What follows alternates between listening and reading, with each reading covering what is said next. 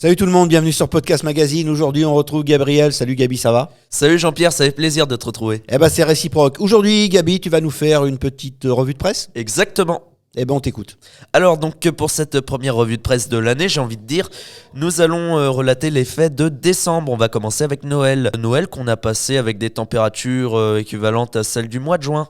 Donc on s'est pris 15 degrés si je me souviens bien. C'est bien ça Jean-Pierre? Exact, 15 degrés et tout le monde se baignait.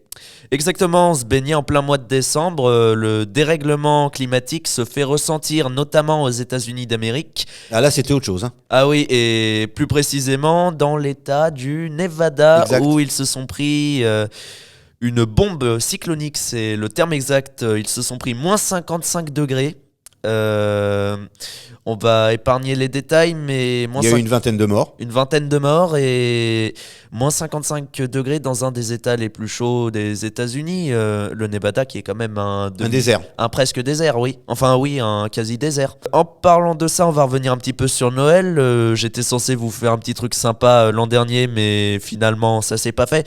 Donc il faut savoir que Noël, c'est de base une fête religieuse, comme vous le savez, qui a été tournée à des fins commerciales par Coca-Cola et notamment à des fins lucratives pour nos parents, afin qu'on se tienne bien jusqu'à la fin de l'année et qu'on boive tous en cœur du Coca-Cola devant un téléfilm de Noël avec Janine, 70 ans, à la garde de ses 3 petits-enfants et de son tricot. En parlant du climat, maintenant on va parler climat politique avec les tensions entre l'Ukraine et la Russie. Donc comme vous le savez, une ambassade, et plus précisément l'ambassade allemande, a été sujet à la détonation d'un missile à Kiev.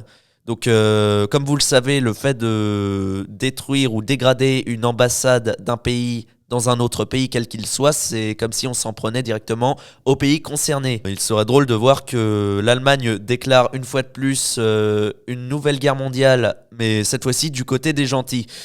Enfin, maintenant posons-nous la question, ne sommes-nous pas déjà entrés dans une guerre, une pseudo-guerre mondiale? La réponse dans les commentaires. En parlant de ville, nous allons maintenant nous tourner vers Venise, qui est la ville. Des amoureux. Exactement, et notamment la ville des petits baigneurs, étant donné que Venise est sujette à des flux importants d'inondations et notamment de tourisme. En 2023, il faudra bientôt payer une taxe pour entrer dans la ville. En tout cas, pour les amoureux, dépêchez-vous avant que la ville soit totalement submergée. Et je ne parle pas des touristes.